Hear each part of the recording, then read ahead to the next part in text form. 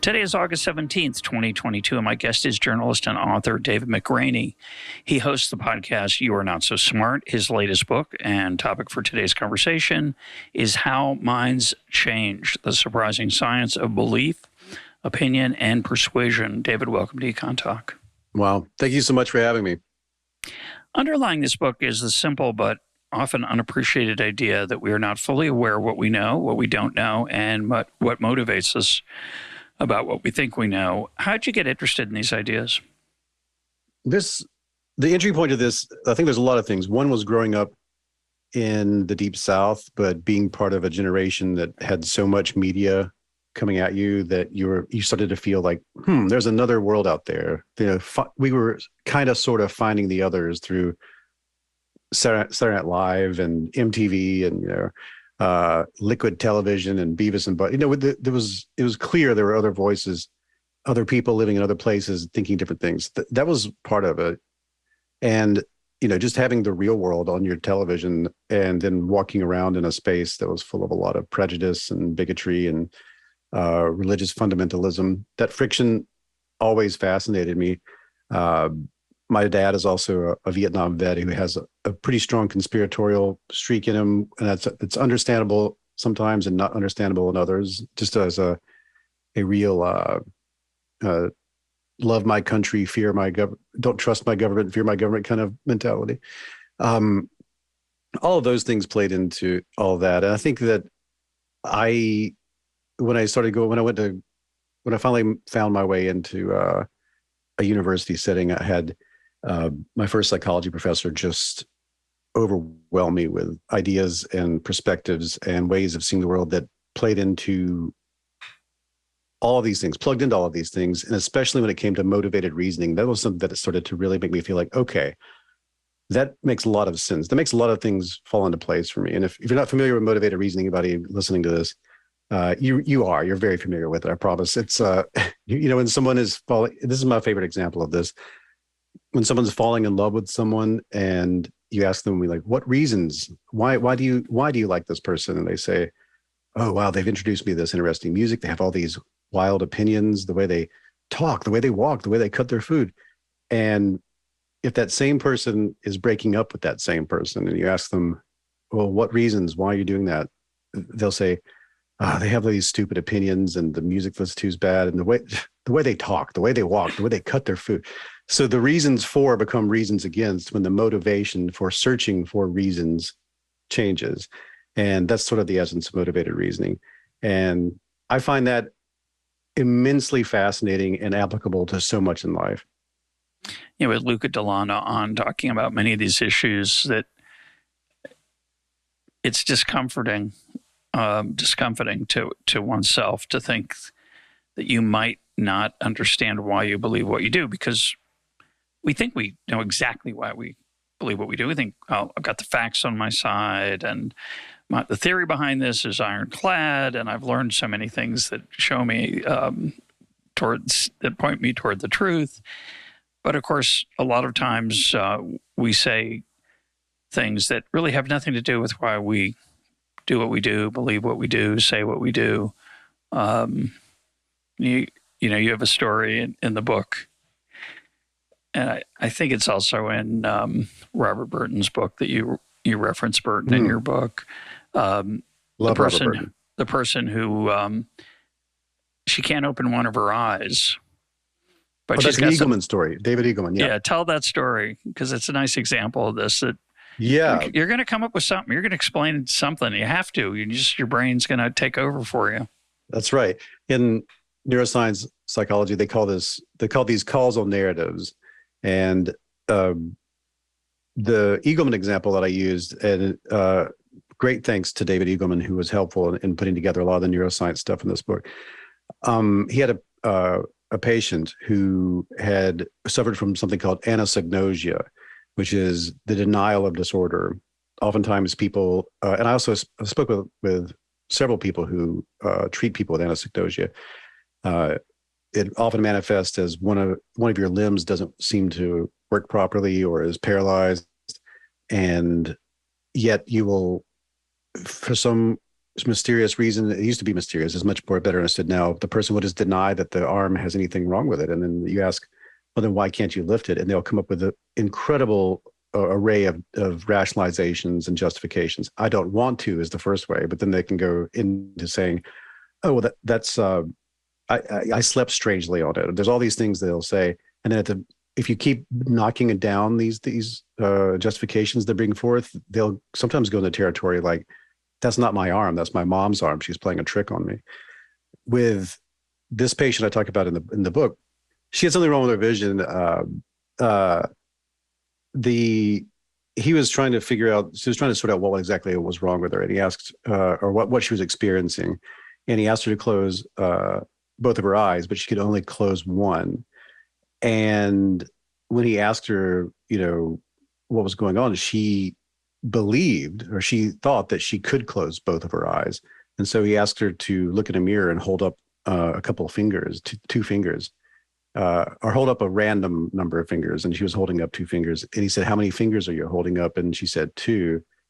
And he said, if both of your eyes are closed, how are you seeing how many fingers you're holding up? And in this case, what I thought was unlike the arm raising thing, she was faced with undeniable evidence that she could see her own reflection, but she also believed in some other manifestation of her subjective reality that her eyes were closed. So in that case, what she did was nothing. She just stopped. She didn't respond at all for a little while. And he, I thought of it as in the book as almost like she had a blue screen. She had to reboot for a second. And she didn't become confused or alarmed, but she also, after that was over, when he kept speaking with her, she didn't update her beliefs either. And what was going on in there as he explored the case further was she had a particular set of lesions and damage that had caused problems with her anterior cingulate cortex. And this, to shrink down the full explanation of that from all the neurological stuff, this is a portion of the brain that's key for experiencing cognitive dissonance. And she just could not experience that phenomenon of cognitive dissonance. When she had one input that said one thing to her and one input that said another, when these two perceptions would lead to two different conclusions, instead of feeling a dissonance that most of us would feel whenever two beliefs don't seem to fit together, two attitudes don't fit together, two interpretations don't fit together, usually what happens is you go through a period of discomfort and you want to resolve the discomfort. And by resolving the dissonance in the direction of one or the other, you resolve it. She just didn't have this urge. And since she didn't have the urge, she simply allowed both of these things to be true at the same time. And she exhausted, the way he described it was she just the brain just reached a cognitive filibuster and exhausted itself and just started back over again and said, okay, what were we talking about? And she just skipped past the experience and returned to the before of the experience. And it's a real insight into some of the mechanisms that take place whenever we feel that something that, if we're reading information that doesn't comport with our views, maybe we support a political candidate who does something naughty, and we will feel that dissonance of like, I have an attitude that's positive and an attitude that's negative at the same time. And that urges us to try to interpret the evidence in the direction of one of those feelings. And if you don't have the wetware inside your skull to do that, you just engage in a cognitive filibuster and escape the situation by just doing nothing. Well, it's not the worst thing in the world for most of us because we have lots of contradictory things almost by definition. And I think most of us, when confronted with, we'll talk a little bit about how we process new information and sometimes change our mind, but most of the times we don't change our mind at all. We either put it down, that new piece of information, just push it back and ignore it, don't want to think about it.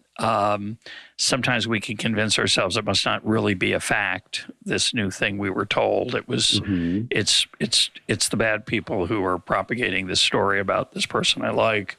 And sometimes we just go on with life. We don't push it away. We just go, well, there's two things. Maybe I'll figure out how they work together, but I can't be bothered right now. I got to pick up the kids or do the dishes. And life it really depends on the motivation, right? Like, some things you feel strongly motivated. I need to resolve this, and for other things you can let it go. But like, oftentimes, that phrase "change your mind" is so fascinating to me. That oftentimes something does change. Like, I think about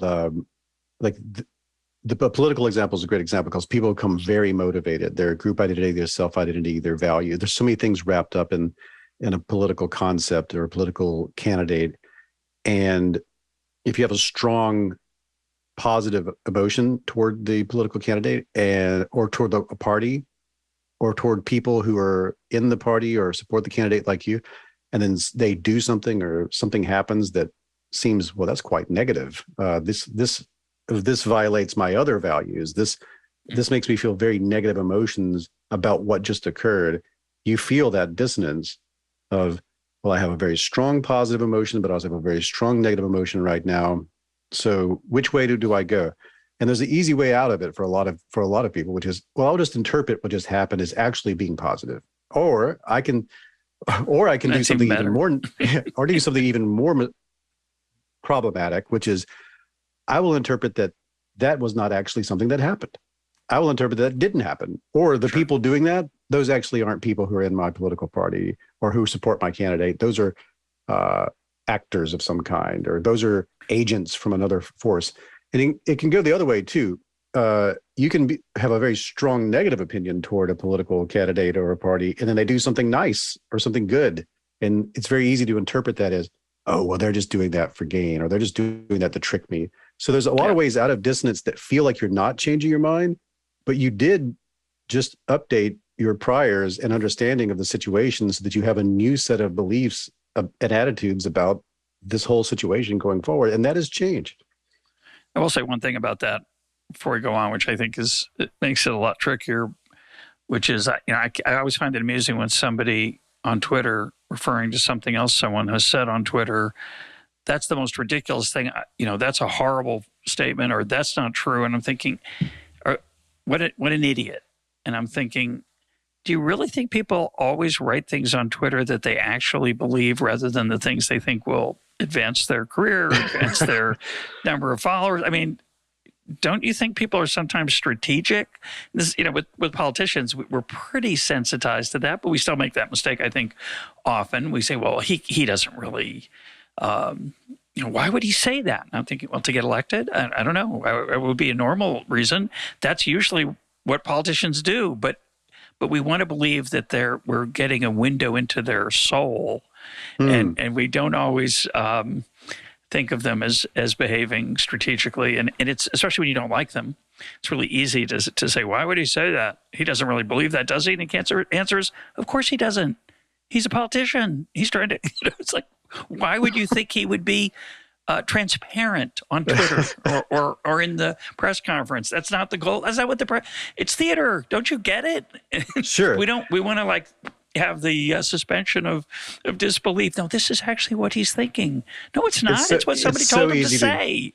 It's so easy to slip in that frame, because on social media, you feel like you are an individual looking at the information. I'm one person looking at the tweet, right. One person looking at the Facebook post, one person watching the TikTok, but you are actually in a gigantic audience. And the person on the other side of that equation, they know that they're speaking to an audience. So they speak the way a person would speak to an audience.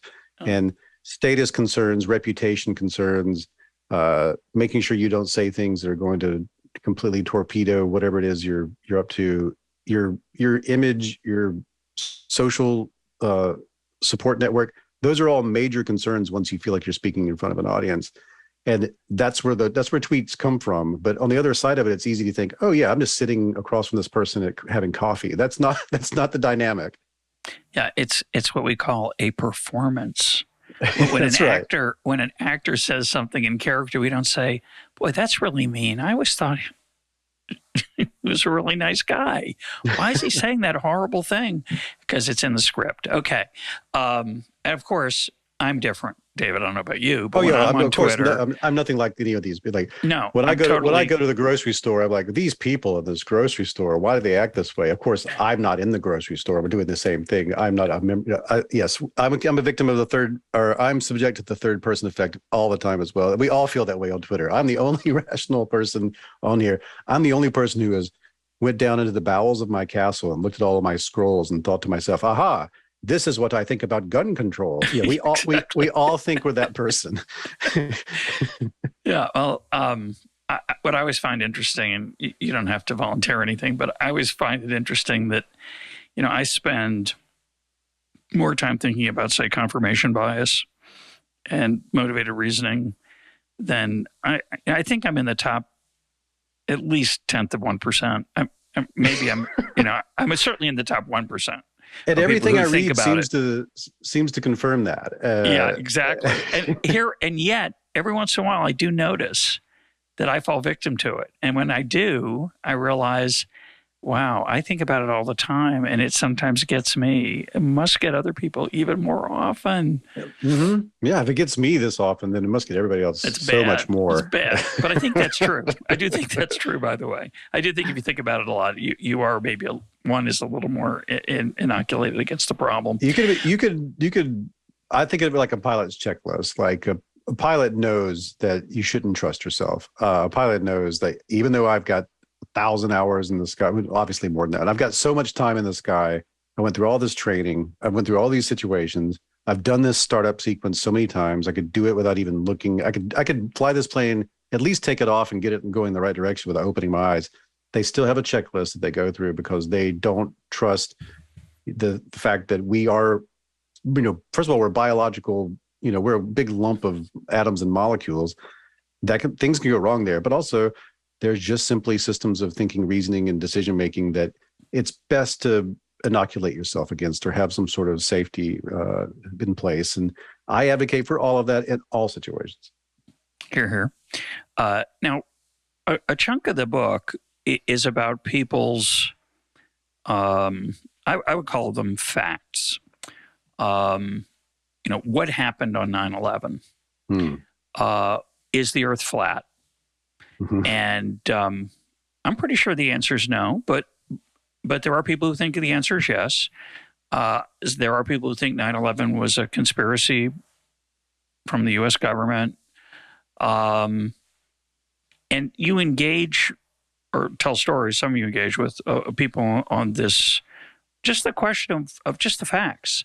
Mm-hmm. And what's interesting to me about that is that, you point out early in the first very opening of the book that sharing facts with people actually is remarkably unhelpful in getting them to change their mind. Mm-hmm. It takes a massive amount of factual, a cornucopia of facts to get people to think, oh, maybe I'm not right about this.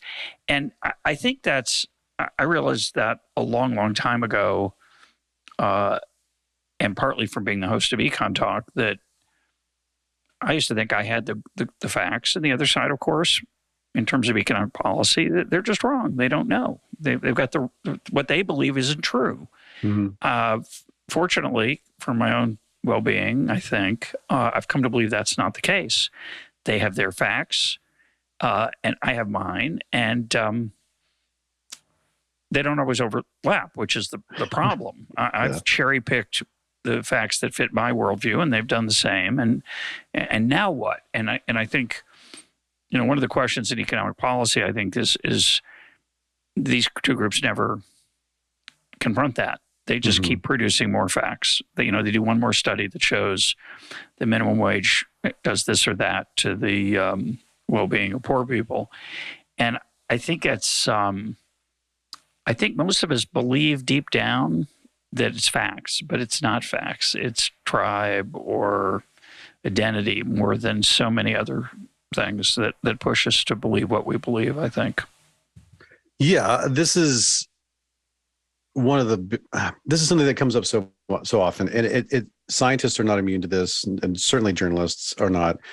No academic is immune to this. It used to be called the information deficit hypothesis in science communication. Is this idea And the governments also have fallen prey to this. It's an old idea. The old rationalists, the 19th century rationalist philosophers, the founding fathers of the United States, like the founding fathers of the United States were like, all we have to do is build a bunch of public libraries, and then everyone will have all the access to the same information. Democracy will finally reach this utopian dream.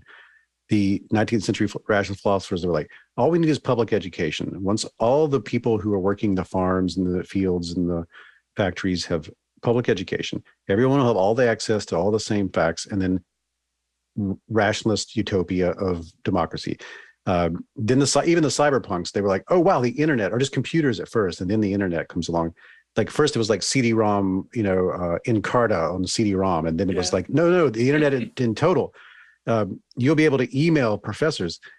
That Timothy Leary had this thing called power to the pupil, which is his idea that once every single person in the world has the can get rid of all the gatekeepers and they have total power over what goes into their eyeballs, rationalist, democratic utopia will prevail. This is the idea all the time, because what keeps getting, and I still see this too. I'm not starting beef with Neil deGrasse Tyson, but I've seen him put this forth too. The whole idea of rationalia, this beautiful utopian democracy of where everybody has a degree in science. We're all STEM people, and if we do that, we'll have Star Trek Next Generation in a generation. That seems to be the view of that. What's always missing from that is people don't. It's the idea that people believe or not believe things purely based off of how much ignorance they have about the issue. And if you just give them all the facts, then they'll see things exactly the way that you see it. They will not only will they be knowledgeable about the subject, but their attitudes will change, their values will change, the policies they support will change, the way they behave will change. It will all, and strangely, the way it will change will be to be just like you. They'll see things in the world just like you do. This is thankfully we have psychology and neuroscience and other social sciences who have done an incredible amount of research over the last 100 years, and the evidence just keeps piling up that, well, that doesn't seem to be the case. You give people, the smarter you are, the more educated you are, the better you become at rationalizing and justifying whatever it is you already believe. The more smarter you are, the more educated you are, the more connected you are, the more access you have to search engines, the better you get at rationalizing and justifying whatever you already felt, valued, believed, supported, and so on. This is, there's a long string of mechanisms that make this so. I think the easiest one to explain is that when it comes to reasoning in a psychological sense, it's not the big R reason, the propositions and logic and things you would learn in a philosophy or a debate class. Reasoning, psychologically speaking, is just coming up with reasons of what you think, feel, and believe.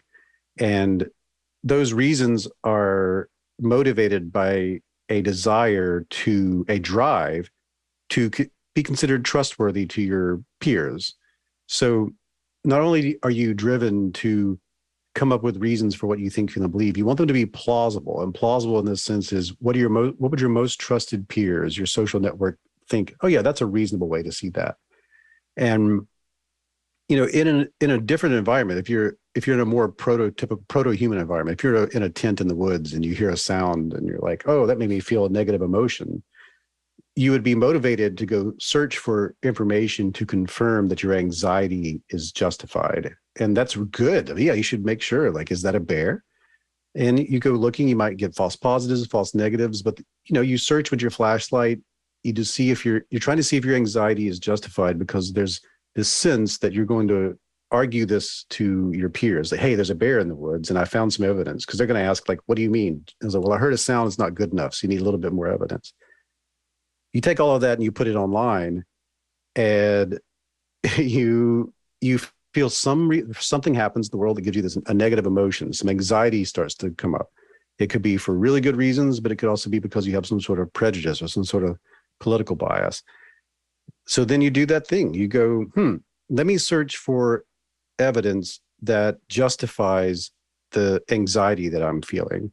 And when you do that online, you absolutely will find something that suggests your anxiety was justified. And you also might find people talking about that, and you might end up wanting to talk with them about that. You might end up spending a lot of time talking with them, and slowly you can radicalize yourself. You can cultivize yourself, and cultivate yourself by you start snipping your connections away from people who don't share the attitudes being expressed in that community, and you start strengthening the connections you do have with those.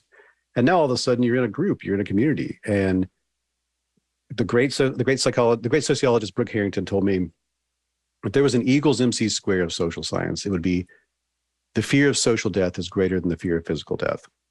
And if your reputation's on the line, if the ship is going down, you'll put your reputation in the lifeboat, and you'll let your body go to the bottom of the ocean.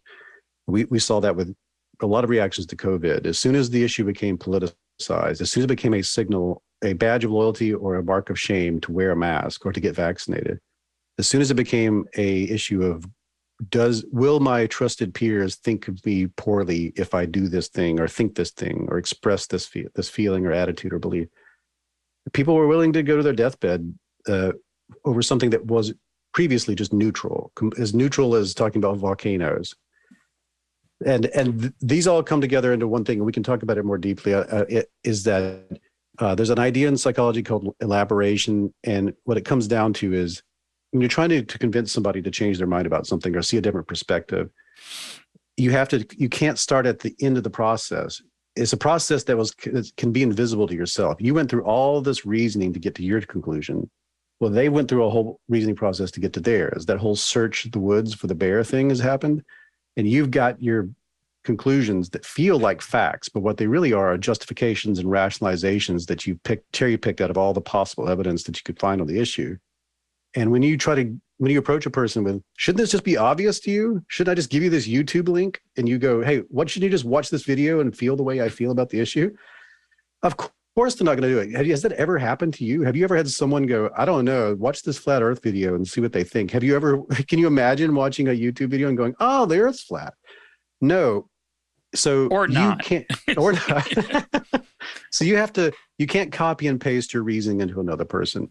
You have to hold space for the other person to engage in a reasoning process. And that's what I talk about when it comes to this sort of thing in the book. That's why facts can work in a good faith environment where everybody's playing by the same rules. But when you're just walking up to another person, you're talking to a person online, like it's very difficult to establish that kind of good faith environment where you can just put out facts and vet them like you're doing research papers with each other. You need to employ a different technique that takes into account all these propensities, compulsions to justify, rationalize, and all these sorts of things. Let me take us on a little bit of what might look like a digression. I don't think it is, actually. I think it's a really interesting application of what you're saying. You're making the point that I've gone through this experience, this intellectual, we'll call it cognitive journey, and I've come to this destination, and as a result, I have an ideology or I have a view of the world on a particular issue. And at that point, because I'm already in Rome, it seems easy for me to say, hey, join me in Rome. It's really nice here. And you're thinking, but I'm in Warsaw. Rome, what's that? I don't like Rome. I hear bad things about Rome. And it's so obvious to me that Rome is great that, like you say, I just say, well, you just watch this video, read this essay, read this book even. And I once was at a meeting, I probably told the story, maybe not on EconTalk before, but it was a group of people who wanted to educate people about the power of markets and capitalism. And they were funders of this project. And I was there because, I don't know why I was there. I wasn't one of the funders for sure. But finally, we were batting around a bunch of different ideas. And finally somebody said, I got it. And this person was so excited. And he said, we just need a book that explains how capitalism works. And I didn't know what to say for a while. And they got all excited. And I said, I don't mean to discourage anybody, but there's already been a few books, many of them very good. Maybe 100.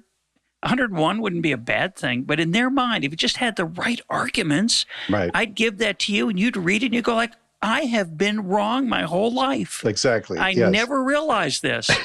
I suggested actually they'd be better off making a movie, because a movie with an emotional kick might do a much better job. I've often suggested maybe we should have an anthem. I've tried to write a couple myself various times and ways. But the idea that somehow we just need to explain it better. There is a certain type of person, by the way, who's been on that journey to Rome. And that journey to Rome was filled with logical arguments and cherry-picked, of course. And they've decided that I'll just give you the last. Look how nice. Look at this postcard of Rome. Isn't it beautiful? I mean, wouldn't you want to live there? That's a great way to put it. That's a great way to put it. The facts can be like a postcard of Rome. And the same applies to things that are not ideological, that are purely the result of life experience. So I've had a bunch of life experiences. You've had your own. And I come to you and I say, you're making a terrible mistake. You shouldn't be a journalist. It's a terrible career. Now, it might be, and it might even be a terrible career for you. And let's say it was for me, and we have a lot of things in common. And so I, at some point, pivoted away from journalism. And I'm trying to say to you, David, let me save you the trouble. In 10 years, you're going to say, I should have done this sooner. And it could be quit law school. It could be quit being a lawyer. It could mean go to law school. Any life lesson. And even more importantly, you should talk to your parents more. Now that I'm 67, I realized I didn't talk enough to my dad. And I want you to know that. So I'm going to tell you that. What are the odds that that goes into your brain and causes you to change your behavior? And I think about this because, you've written a book, more than one. I've written more than one. Sometimes people say, there's nothing new in there. Well, of course there isn't. It's like there's rarely anything new under the sun by long understanding. Part of what makes a book useful isn't that it's informative. It's that it helps you understand why these things say are important and to remember them. And so often we don't remember them. We know what's good. We know what's right. We know what we should be doing. The challenge isn't to know what's on that list, exercise more, eat fewer desserts. The hard part is implementing the advice. And I wonder, in many ways, this showing up at the last minute with the video, with the YouTube video, in some ways is like coming to the person and saying, it's a really important thing to have spend time with your parents when they get older, or whatever is this life lesson that you've accumulated, that it may be the case that the wisdom of the elderly, which I sometimes imagine I might have a little of, is absolutely useless in the same way that YouTube video is. I hope I'm wrong. What do you think? It's a little more, you're on the right path here. It's complicated like anything else is, and nuanced. There are two things that make those appeals not work well, and there are ways around them. The first one is just something called reactance. It's a psychological term, but it's something that was fully developed and understood and fleshed out and studied in the therapeutic domain, thanks to people who would come to therapists they wanted help with alcoholism is where most of the work was done. And it's expanded into other things, especially drug abuse and all sorts of things. Basically anything where a person goes to a therapist where they aren't necessarily looking to introspect as much as they are, I have a very specific behavior I would like to extinguish. Can you help me with that? And often what would happen is in the earlier days, they would come to the therapist and the therapist would say, well, you know what your real problem is. You should be doing this. Or I don't know if you've noticed, but you don't do this very much. You should do this. Or they will say, I get clients in here like this all the time. And here's what I'm thinking you ought to do based off of all that feels pretty good. They now call that in psychology, the writing reflex. And we've all felt that, where someone is saying something and you're like, oh, I have the advice for them. I know what to tell that person. But you have also experienced this other thing that happens. And this seems to be something that's universal to human beings across all cultures. It's just something that the brain that we're issued at birth, it's a feature of human thinking, rationality, psychology. Human brains do this. It's called reactance. In psychological parlance, they'll say something along the lines of, you feel motivationally aroused to remove the influence of the attitude object, which just means you made me feel a feeling I don't like and I want it to go away. So I'm going to push you away or I'm going to disengage. What is the feeling that's causing the motivational arousal? It's the sense that your agency is under threat, your autonomy is under threat. It's the unhand me, you fools feeling. And you've all felt this. If you've ever been a teenager or you've ever spoken to a teenager, you know what I'm talking about, which is you tell a teenager, just as an adult, you can be another teenager that tells a teenager, hey, you shouldn't do that. But especially in adults, like, you should eat this, you shouldn't do this, you should study more. This is good advice that the person, when they're 35, will go, man, my parents were right about that. But in that moment, it's just the fact that you're saying, I have a thing in my head that should be in your head, and I want it to be in your head. And oddly enough, it's the want that creates the reactance. The person's feeling that you have approached them in some way and said, I want you to think, feel, or believe, or act in a certain way that you're not doing right now. And it feels coercive. It feels like they've come at you and they're threatening you. They've got a knife in their hand. They're saying, walk this way. That's what it feels like. And we just, at a visceral level, will react by saying no thanks to that, and we'll push against it. And often what happens is if in a therapeutic framework, when a person pushes against it, then you react. Like, you'll have reactance by, oh, this person's pushing against me and trying to get me to stop telling them what to do. Giving us great advice. You're crazy. So then you're like, I push, you push, the person feels the push, which is, I want you to act a certain way. Basically what you're saying is, I have a goal and I'm not even concerned with what your goal is. This is the goal that I want you to go toward. Then they say, oh yeah, well, no, how about I don't do that. I want you to stop talking to me that way. Well, now you feel reactance because you're like, oh, you're telling me how to talk to you. How about I double down? And then you enter into a negative, you get this horrible feedback loop. What ends up happening, and I hate this phrase, which is, let's agree to disagree. Like, of course, we already agreed to disagree. That's how come we're having an argument or a discussion or a debate, or we're deliberating. So this happens so often in psychology, in therapeutic frameworks, that they like, we should really develop a way to stop doing that. And because what started happening was, people would come in wanting to extinguish a behavior, and then they would leave therapy more likely to engage in the behavior than if they had never seen a therapist, because it's something along the lines of, they had these arguments for and arguments against. So they were at a state of ambivalence when they arrived, but they wanted a little bit more in energy on the side of, let's not do the thing anymore. But because of that, they counter-argued with the therapist. They generated counter-arguments inside of them that put more weight on the side of continuing to do the thing. So they walked away with more arguments for than against than when they walked in. This is also what happens when we have a conversation with someone we disagree on an issue. Very often, if we create that feedback loop, they'll walk away with more arguments in their mind than they had coming in, to continue believing or feeling in the way they had before we had the conversation. So oddly, in this, and believe it or not, I am actually going to answer your question now. You were talking about giving advice, the advice from the elderly, or at least advice from a position of wisdom. And if it generates reactance, then it doesn't land. In fact, it'll cause the person to say, whatever. And it won't go into their mind at that moment. It may come around later when 3 or 4 other people tell them the same thing and they notice a pattern.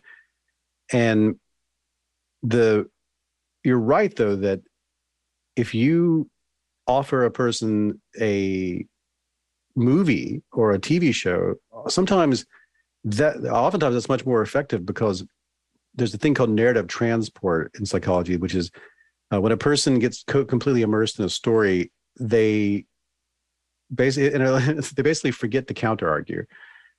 They feel this as if it was an experience that they actually are having themselves. The vicariousness of it kind of washes away, and it feels like, oh, I learned something here about life.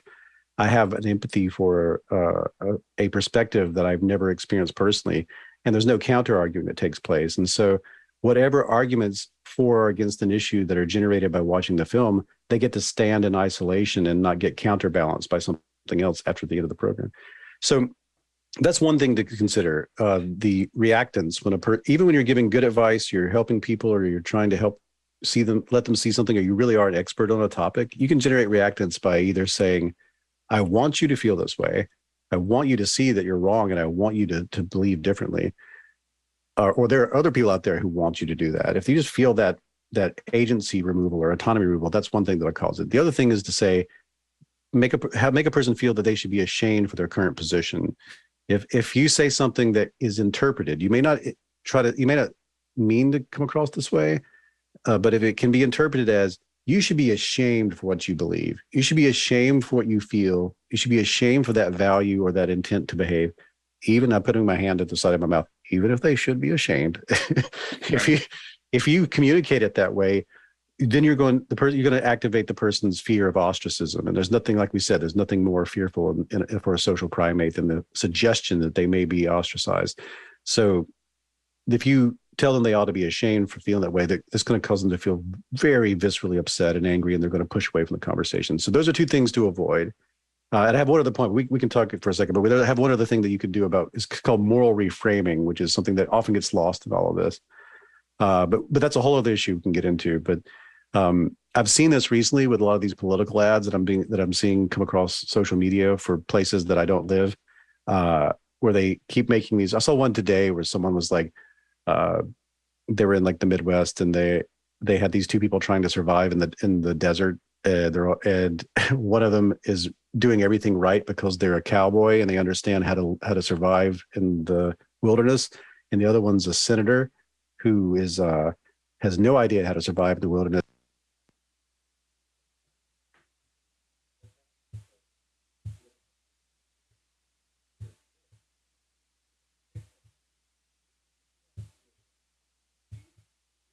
Care that you don't get to have. And even though you're a good, rugged individual who lives out there in the wilderness, who can survive in the wilderness, they'll out-survive you because they're taking away the healthcare you need. That seems like a great political ad, because it focuses on the sort of the identity of the individual that you're approaching. But that is an awful political ad based off of everything that I've learned in this domain, because it only feels like a great political ad to people on the left, to liberals. It feels like a great ad for people who already have the values to which this that makes you angry about that. It's a lack of it's an inability to see that you can't make an argument from your moral framework to a person who's in a different moral framework and expect it to land. You have to actually couch the argument in that person's moral framework and their values.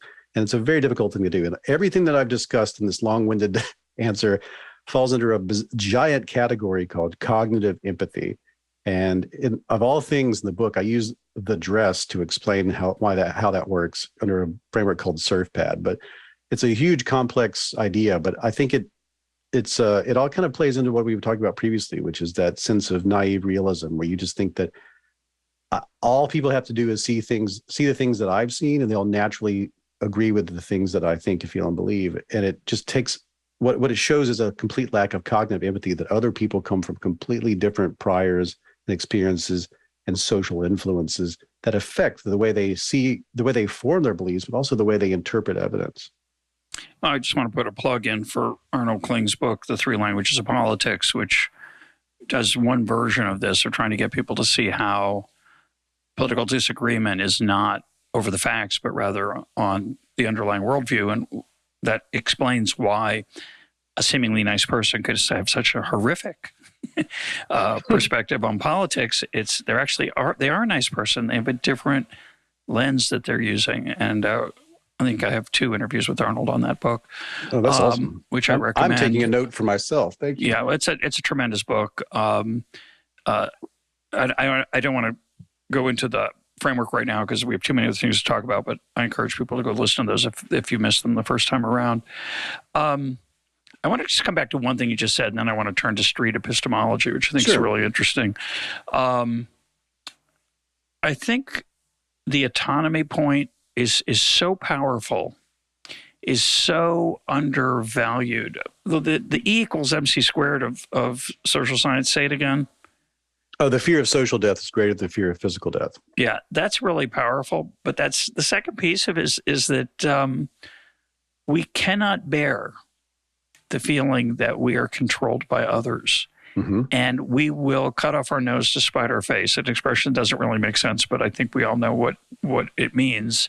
we will adopt harmful things like drinking or eating things that aren't good for us, or indulging in various bad behavior, because we're in charge, and we're afraid that someone else is trying to run our lives. And it's the teenager is the best example of it. I think most parents are puzzled. I certainly was at times, how uneager our children are to take our wisdom in this case, and don't take into account the fact that it has nothing to do with the quality of the wisdom, and it has nothing to do with the teenager's assessment of whether that advice is wise. It's simply, you are not going to tell me what to do, which is such a powerful human impulse that. But yeah, of course. But similarly, forget teenagers. When we're talking to another adult about a political phenomenon or a policy disagreement, a lot of the intellectual sparring that takes place, I think, is about. I've underestimated it. It is a lot of it's about control. It's like, you're not going to tell me what to think. I don't even care if you're right 100 times over. Yeah. These are my views, and I decide what I believe, and I don't care about your facts. And in particular, I'm not even going to listen. My brain's going to switch off if I think you're if you're proselytizing. I see it all the time. I see stand-up comedians slipping into this. I see politicians slipping into this. I see it every day on the internet. I see it among family members and friends. That moment when a person comes in white hot, they come in barreling in and saying, they're like, this is like, even if they're coming in aggressively, I've seen a sort of pill on the pie approach, but we're too savvy for it. This is too ancient of a human a mechanism. You can't trick this thing. It knows, when you're being, because what it feels like is someone is pulling a weapon out and saying, step into this room, please. That's what it feels like. And, they're like, you should, oh, okay, well, I know you think that, but have you seen this? This is what you should think. Or that's wrong. You shouldn't think that.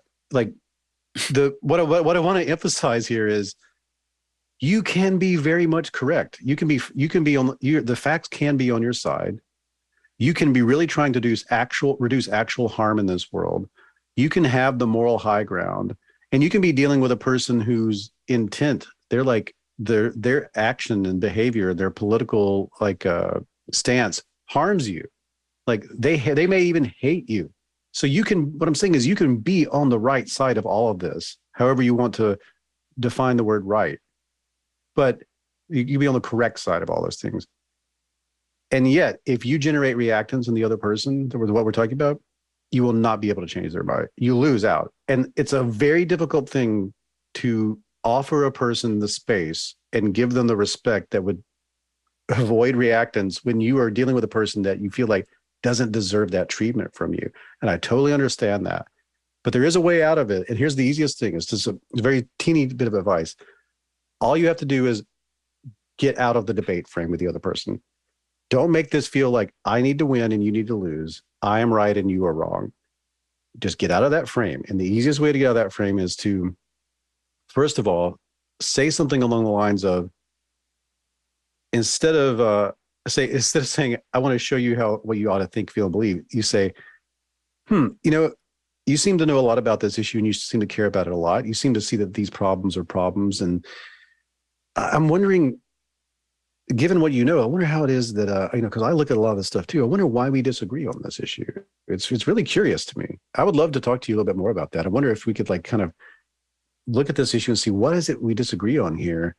And what you want to do in that frame is give the other person a chance to feel like, instead of being face to face, you're going to go shoulder to shoulder.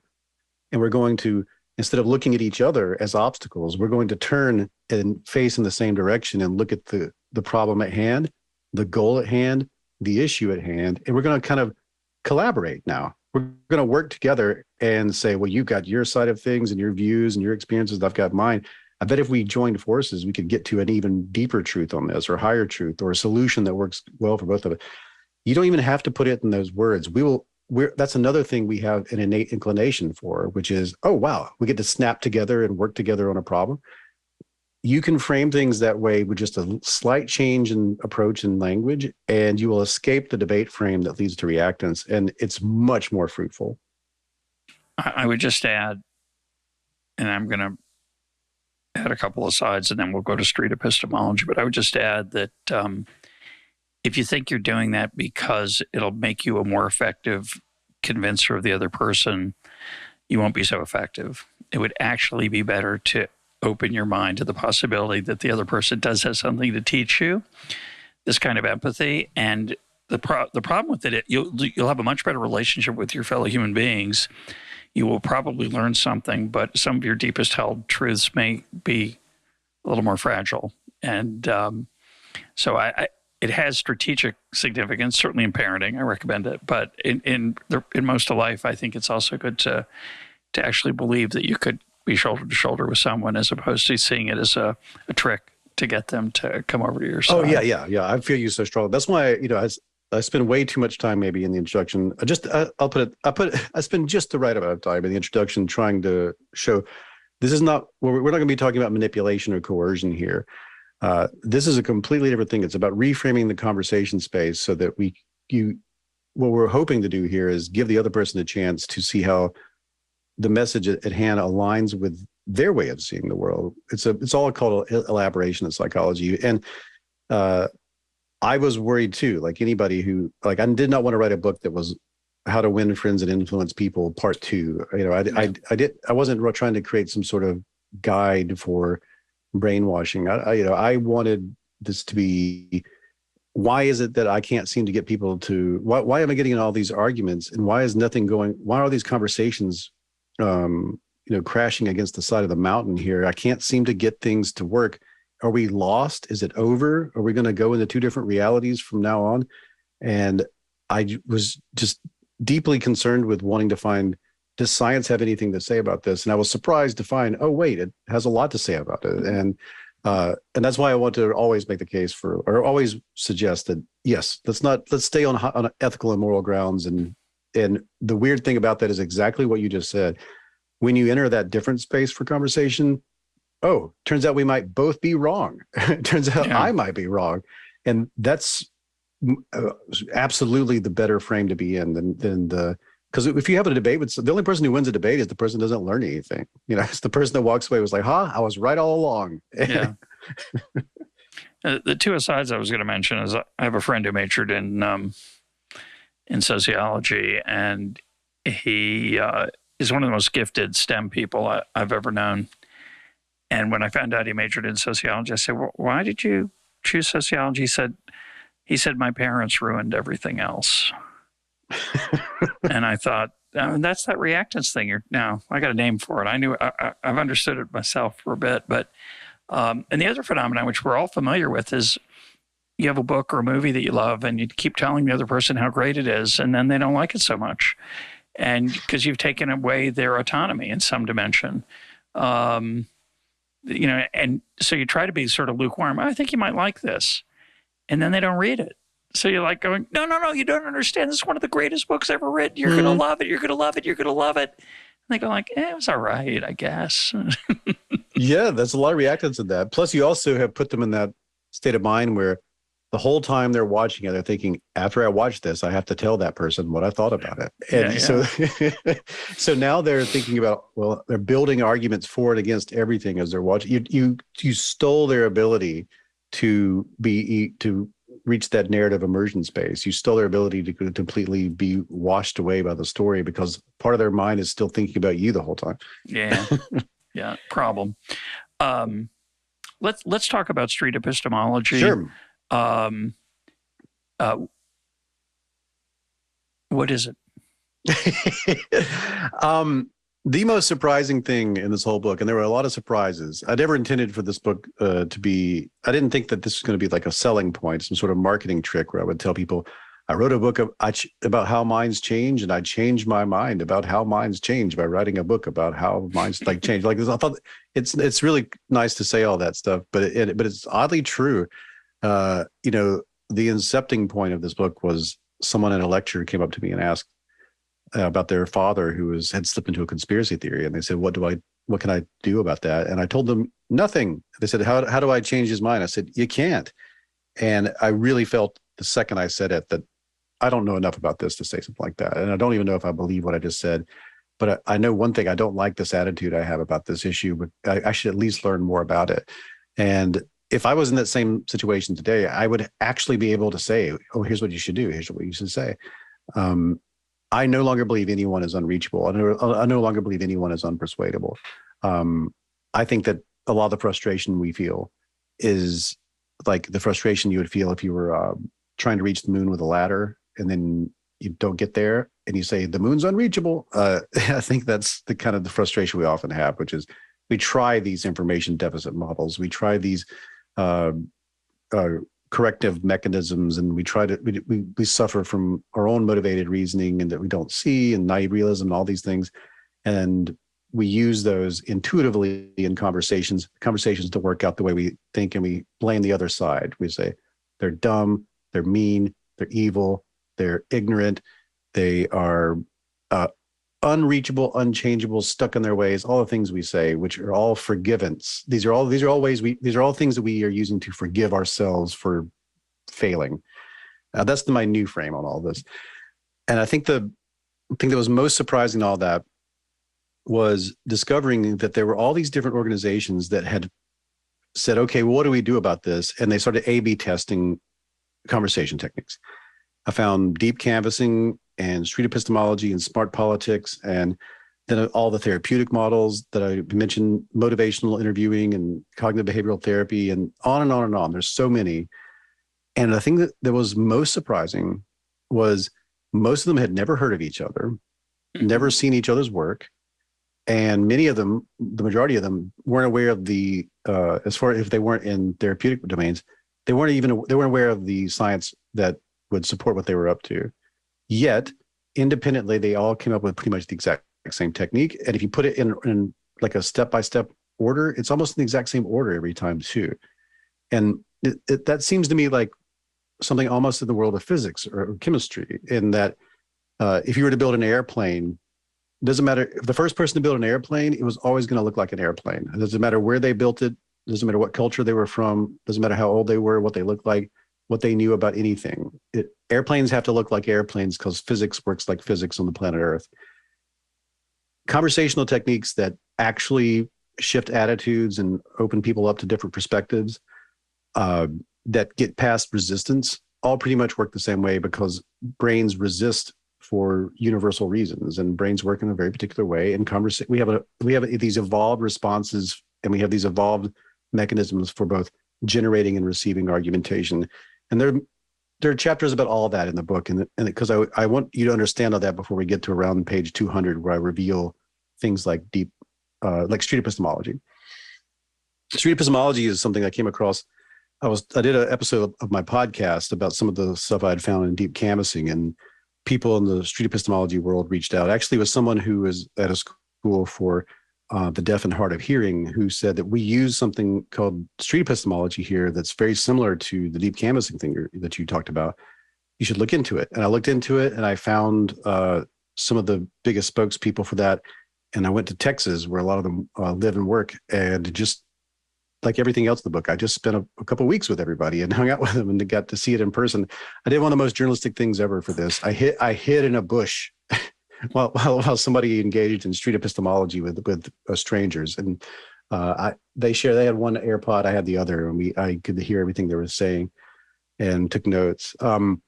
Street epistemology is it came out of the world of the angry atheists and the militant agnostics who were having their own reaction to getting online and meeting each other, and they've gone through several phases of growth and evolution themselves, where they have schismed off, and there are some who are still very angry, and there are some who are much more humanistic and empathetic. And within all of that, there was this movement that came about where they wanted to know, like, how do we talk to people in a way that could avoid the angry pushback that we so often get when we speak with people who are not in our subculture or do not see or have our same like theistic or atheistic views. And they did the same thing that the people did in deep canvassing. They went out, they had conversations with people, they recorded those conversations, they shared them with other people in the group, and when something seemed to work well or get them closer to having a good conversation, they kept it. Anything that made it go the other way, they threw it away. And through thousands of A/B tested conversations, they started to zero in on something that worked. And now they've expanded it to this can be applied to anything. You don't have to be in their sub community or have their theistic views to use it.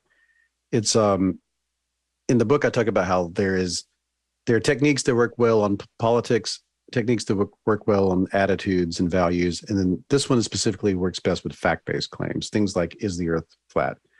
And it's a stepwise method for having the conversation that we all should be having on any issue. And without going through an hour of trying to go through all the steps, I'll give you like the sort of a quick version of that, which is you open with a lot of the stuff we've talked about before. You open by establishing rapport. That's that assuring the other person you're not out to shame them, assuring the other person you're not even there to change their mind. What you were there is to explore their reasoning. You ask them, I'm interested in, I would love to have a conversation with you in which we should explore your reasoning on a topic and, see what your views are on it and understand it better. And maybe even you might, shift, but more, we will have a deeper understanding of what we're talking about. However you want to frame it, use your own language. You're telling a person you're going to listen. And most people will take you up on that offer. I'm doing it right now. You asked if I would talk about something, you said you would listen, and I'm doing that right now. The podcast world depends on the fact that we're all very willing to tell people what we think and feel about things. So you give people that opportunity, you open the space for it. In this method, you ask for a claim. You ask for a very specific claim. It could be, is the Earth round or flat? And then the person tells you. And then you repeat back the claim in the other person's words. You make sure that you're always using the other person's words, because the big lesson in all of these techniques is that you are in their head, not yours. You stay on their side. And your job is to hold space for the other person, to non-judgmentally listen and give them a chance to have a safety net to metacognate and introspect. And so you repeat the claim back to them. If they have definitions for terms, you ask for them and you use their definitions, not yours. Like if they say the government, don't assume that they're talking about something from a civics textbook that the way you look at it. They might be thinking of a group of reptiles in a circle in a round room talking about how they're going to divide the country up to play golf. They have a different view of it. Let them use their definitions.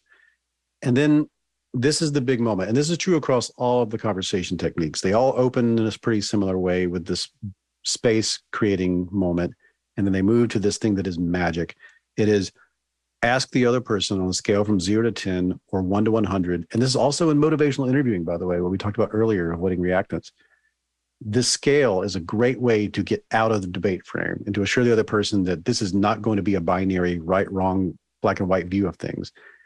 And it even will work with the movie example you gave earlier, which is like, hey, Top Gun Maverick, what did you think of it? A person will say, I loved it.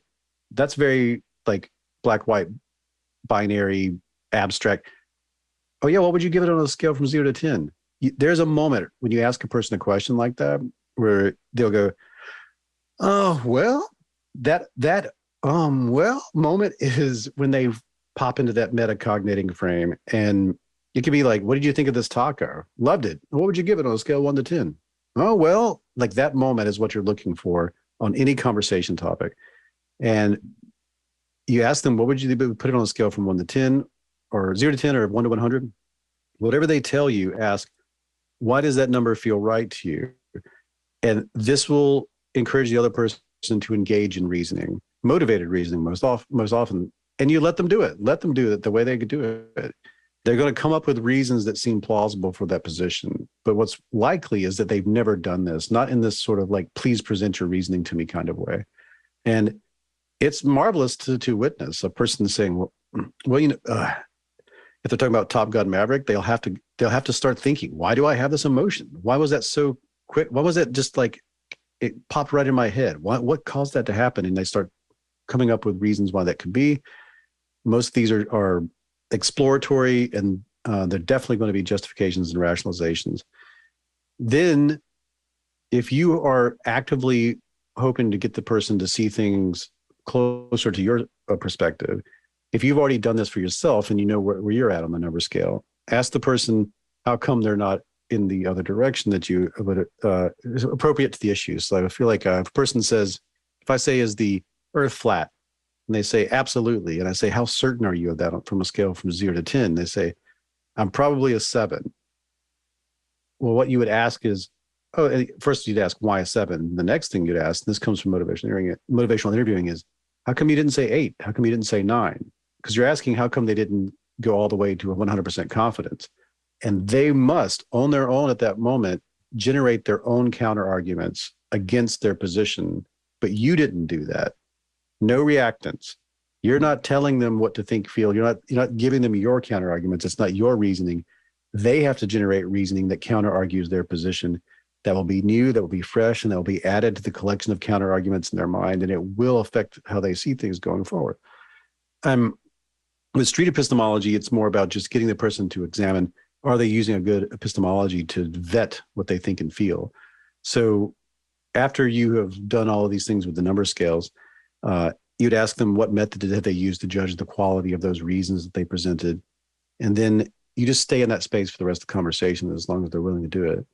And continue to listen and summarize and repeat, and wish them well, and try to make it so that you can have more than one conversation. So people do people do experience 180s in these moments sometimes, but usually what happens is it's by degrees, by increments.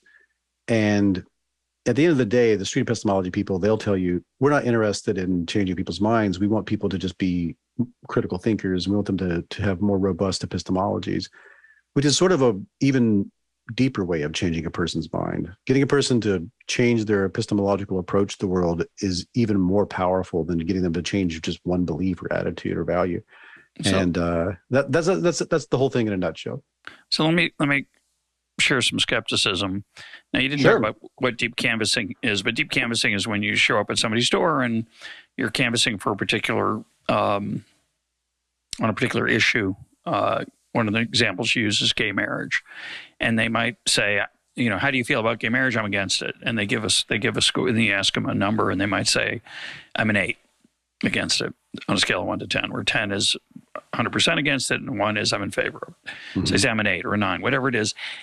And they have this sort of open end. Instead of arguing with them, you have this more exploratory conversation, and they then have a lower number later on.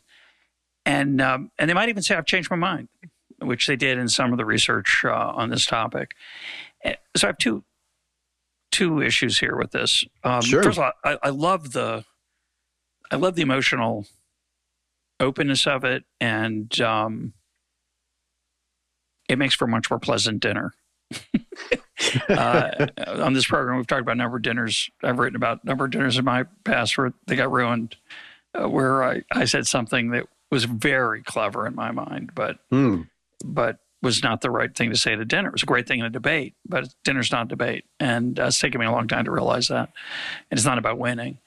So I understand the argument that if you explore this together with another person without judgment and without combativeness, it's more pleasant, and it possibly could open the person's mind in a way.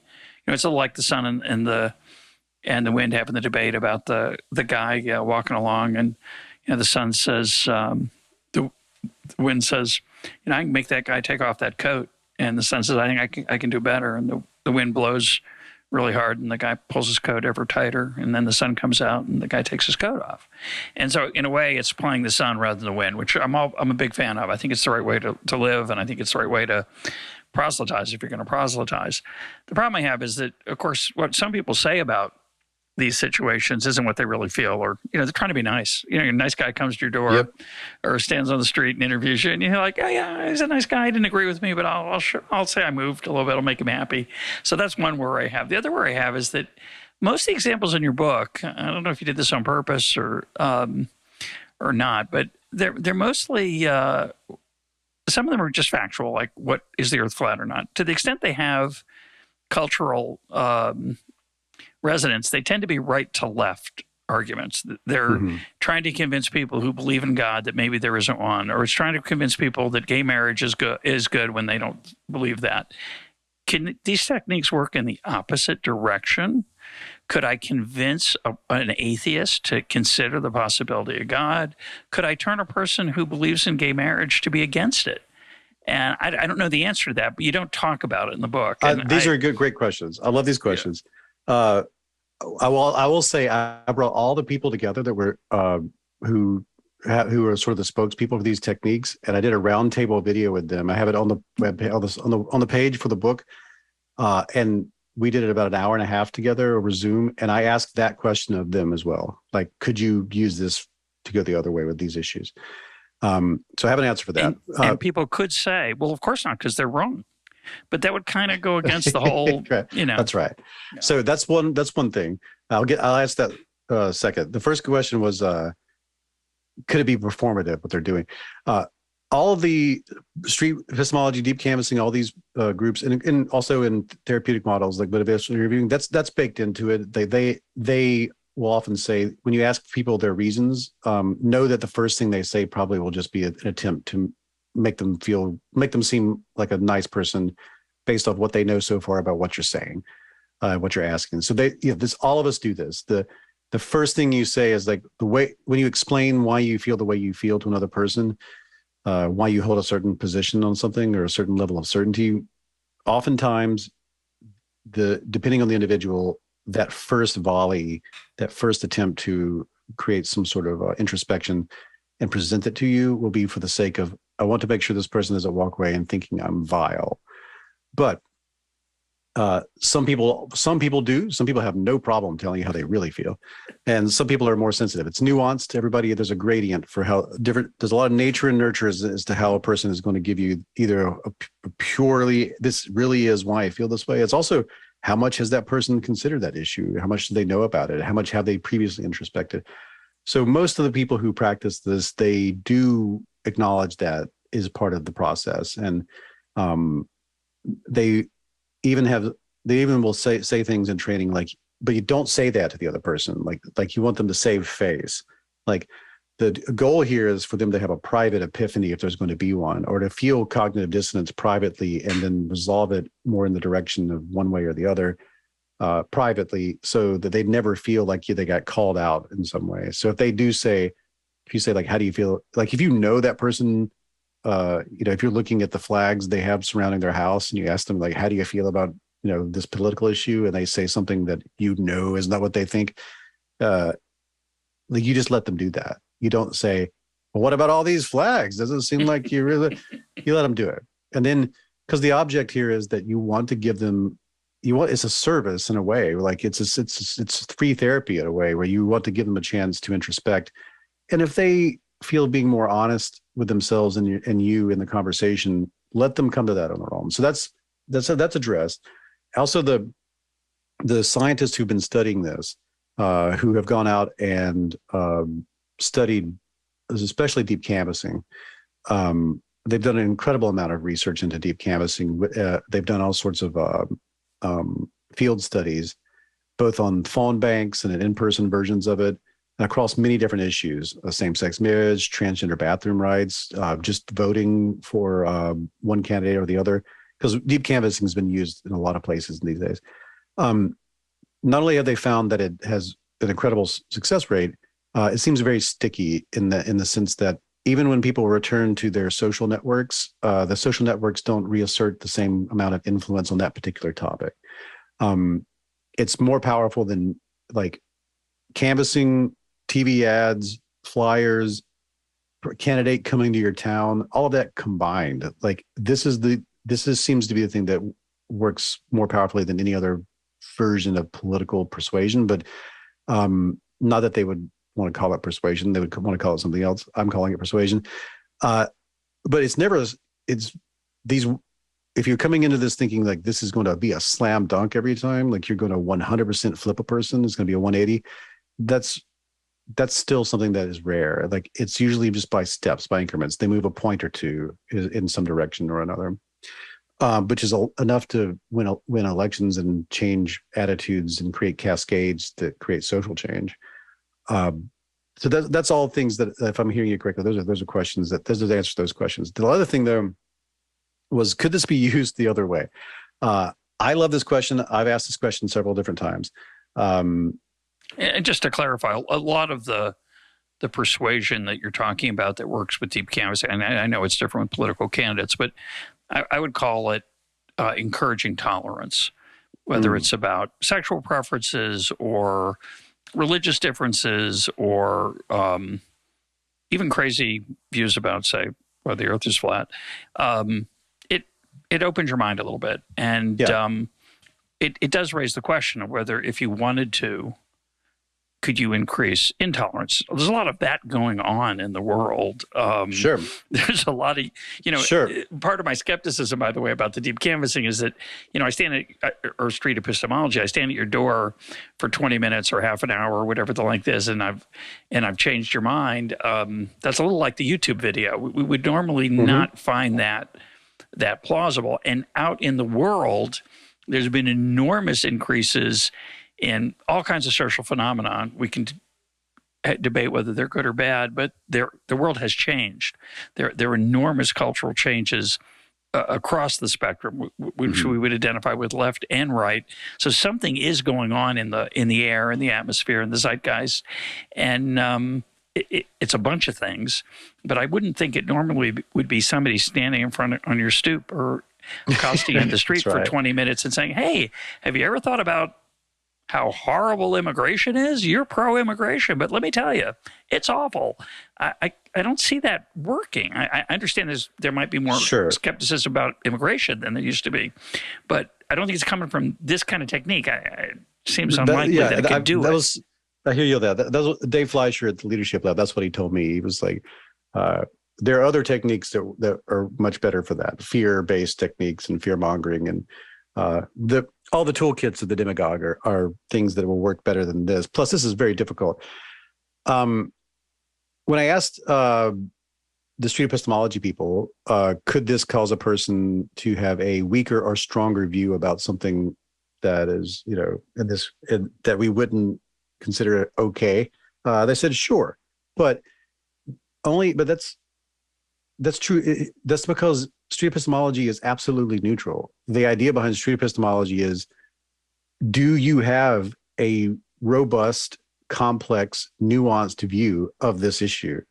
Do you have a robust, complex, nuanced understanding of the epistemology that would be required for you to have a concrete belief about this thing? If the answer is no, no one does, no matter how much you've considered the issue. But for many of the people who are confronted with this for the first time, it's really their first chance to start going, what do I think and why do I think it? So necessarily you will walk away with a more complex and nuanced view of the thing, which will mean some of the things you thought about it will be questions, some of the things will be strengthened, but it's different. I do understand, I don't want people to have a slightly different view if they're already on my side on the issue, or they're already on the side of something that I consider good and moral and ethical. Of course, none of us want that, but we should never be afraid of somebody having a more complex and nuanced view of anything. That's one way of seeing it. And when it comes to fact-based things, no, there's no danger in that whatsoever. If it's actually a true thing, if it's actually something that the evidence will support over and over again, if it's actually an actual fundamental STEM-based truth, a stronger epistemology will get you closer to that STEM-based truth, and that's what happens in a street epistemology thing. On the other hand, if it's an attitude-based issue, the only the thing that makes it less likely that a person is going to use this to turn people into Nazis is that, or get them to hate people they don't currently hate, or to support things that harm people who are marginalized, is that in deep canvassing, there's a step toward the end where they ask people about their real lived experiences with the issue. And they'll ask them, how much experience do you have with, for instance, if it's transgender bathroom rights or just transgender rights in general, they'll ask, what experiences do you have with transgender people? So often it'll go one of two ways. They'll say, I have no experiences with them. Everything I know is received wisdom. So that's very rarely is that going to put a person more in the camp of, and so now I really hate them. Or now I really don't support this. What you realize is, I'm quite ignorant on this, and everything I know has been told to me by somebody else, that creates an urge to maybe my position is strong on this and it shouldn't be. And the other thing that could happen is they do have experiences with those people. And rarely is the case that the person has had a negative experience with such a person or a negative experience with the issue and that supports their attitude in that regard.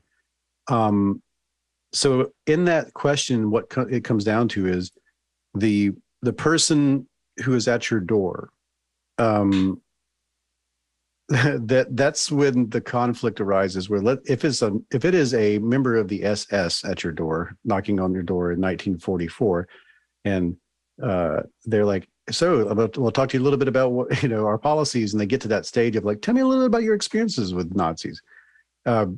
It's very likely they're going to say, I've had a lot of negative experiences with them. So it's going to be very difficult for them to use one of these techniques that allows you to metacognate and introspect, where they're going to go into some domain of going like, oh, I never really considered though that they're good people who are trying to do good things in the world. So I'm doing this to, I'm sorry, I'm doing this to speak, I'm speaking on behalf of deep canvassers here. I'm sure they would have a much better way of answering that question. But I have noticed that toward the end of their technique, they tend to ask people about their personal experiences on the matter. And the point of that has always been so that the person doing the canvassing is, it's almost a moment to say, am I on the right or wrong side of this issue by my own standards? Because the other person, if they routinely tell me they have negative experiences with this issue, then we should reevaluate what we're doing out here. And so far as it goes, that's not something that's taken place with most of the issues. Well, I don't think it's much different from education generally. You started off earlier in the conversation pointing out that education often prepares people to be better at self-rationalizing and self-justification. I meant to point out then, by the way, that economists always have believed that education should be subsidized because there's a positive externality. The more educated you are, the better the world's going to be, because you'll have all this productivity and people will be able to talk about things and they'll be better citizens, and it could go the other way. So just that Brian Kaplan. But I do agree. I don't want to suggest that I'm like, these techniques are the greatest thing that's ever happened, and they can never go the other way or never be used by nefarious entities.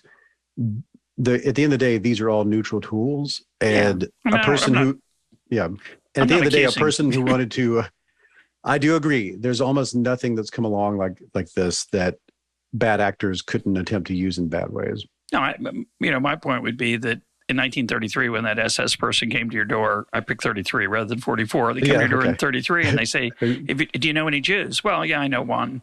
Do you like them? Nah, not so much. Okay, well, let me, I think there's plenty of room.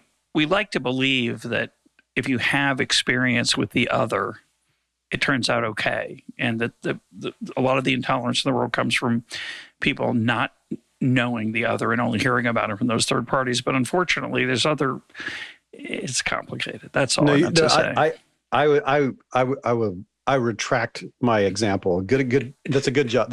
You did a great job there, which is, you're right. When there are existing prejudices in the world and a person can have a negative perception about a group of people, and that can be inflamed by just asking that person, tell me more about why you don't like those people, and just let them talk and talk and talk and talk, and then walk away. And what have you done? You've given them more arguments in the favor of being prejudiced. So I feel like I stand corrected there. So I don't want to suggest that that's not something someone can do. That is something someone can do. Yeah, that's okay. The book's not a defense of this as a magic potion that will inevitably make the world a better place. But I do think it has, I'm more interested in it not as a proselytizing tool, but as a form of human interaction. We don't know each other. You just retracted a claim. You didn't double down. We've established in an hour and 25 minutes enough rapport that you and I can have I read your book, which is a sign of love and affection, as every author knows. So I just think that's, I'm less interested in it as a tool for political change. And the book has issues and examples of social change that you're in favor of, and that's fine. But I just think it's more, for me, as a reader, I found it equally, if not more interesting as a tool for having better conversations or these examples.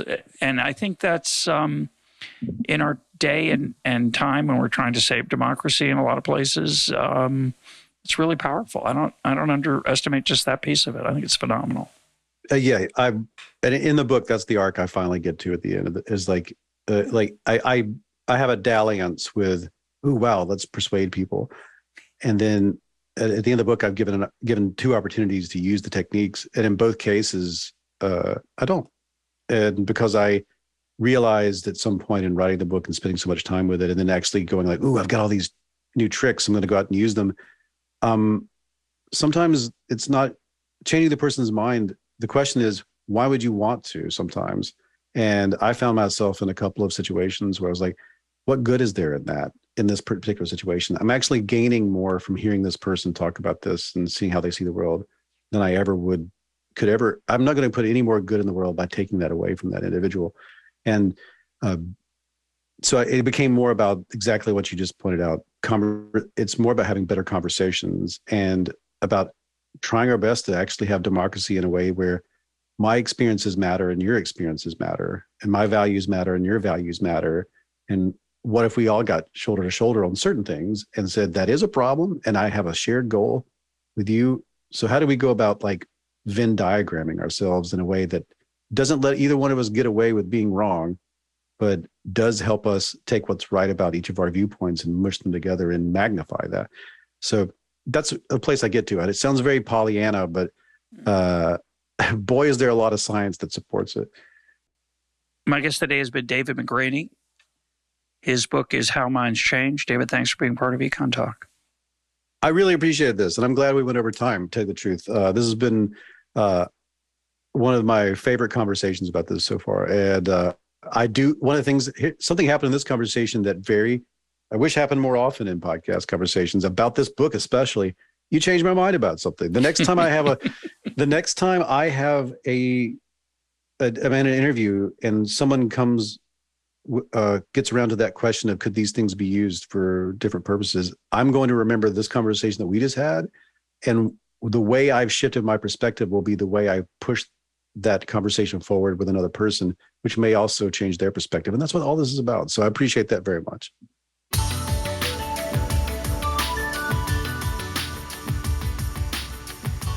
This is EconTalk, part of the Library of Economics and Liberty. For more EconTalk, go to econtalk.org, where you can also comment on today's podcast and find links and readings related to today's conversation. The sound engineer for EconTalk is Rich Goyette. I'm your host, Russ Roberts. Thanks for listening. Talk to you on Monday.